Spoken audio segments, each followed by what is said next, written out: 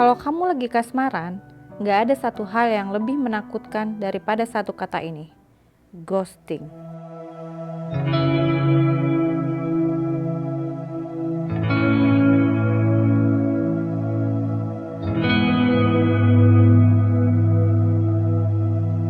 Menurut Kamus Urban Dictionary, ghosting adalah memutus seluruh komunikasi dengan teman, partner kencan, atau pacar secara mendadak.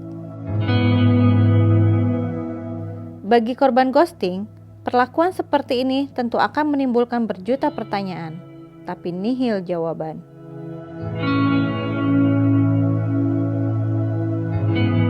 Tapi sebentar, secara psikologis, apa sih penyebab seseorang melakukan ghosting? Ada beberapa alasan. Pertama dari personality-nya. Kalau dari side of psychology, ya personality-nya itu ada beberapa individu yang tidak asertif atau kurang asertif gitu ya. Jadi kalau ada masalah dia itu nggak berani mencetuskannya, mengekspresikannya. Diam menurut dia adalah solusi. Pergi, escape from the problem. Itu adalah solusi bagi dia. Yang kedua, ciri-ciri seorang yang tidak berani ambil risiko, takut menghadapi permasalahan. Yang ketiga, meremehkan, memudahkan segala sesuatu.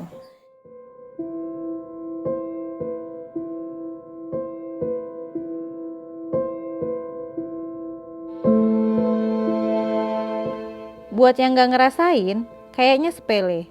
Tapi buat korban ghosting, perlakuan seperti ini ternyata bisa berdampak buruk secara psikologis. Efeknya itu bisa sampai the worst effect itu bisa terjadi. Itu kembali lagi ke personality orangnya. Kalau misalnya orangnya punya strength yang cukup ya, punya kemampuan mengatasi masalah yang cukup, ya maybe dia bisa atasi secara perlahan. Tapi kalau udah melibatkan emosi yang sangat dalam, berhubung ini bicara mengenai cinta ya, mengenai perasaan, maka the worst effect bisa terjadi. Beberapa efek yang bisa terjadi seperti low self concept. Dia akan merasa, kok aku seperti ini ya, apa aku nggak laku ya, apa sih salah aku, kok aku bisa kayak begini kan. Muncul juga low self esteem, merasa tidak berharga, curiga dengan orang lain. Ketika akan memulai hubungan kembali, apa nanti akan terjadi lagi. The worst effect is depresi.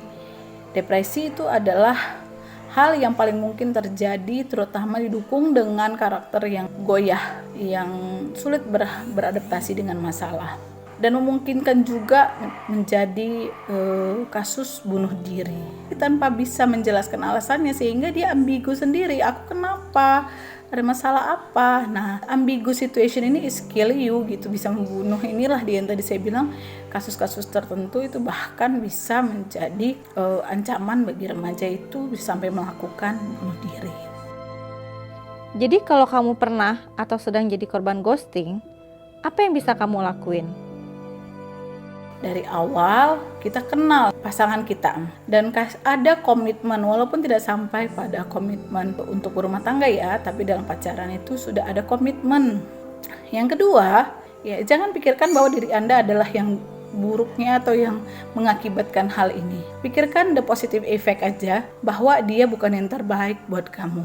Kamu gak perlu dong berusaha keras sampai keluar air mata, keluar air darah gara-gara dia. Dunia belum berakhir loh kalau gak ada dia. Dan bukan karena aku kok dia yang lari. Nah, berarti dia yang bermasalah, bukan aku. Kenapa aku harus mati? Kenapa aku yang harus stuck? Kenapa aku yang harus ribet? Cinta kan diciptakan. So, kalau dia udah gak ada, bisa diciptakan untuk orang lain dong. Walaupun memang tidak mudah, pasti ada proses. Terakhir apa? Doing something positive.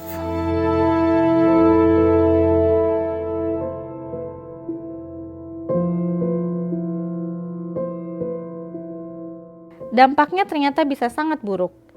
Jadi, buat kamu yang pelaku ghosting, ayolah, be brave.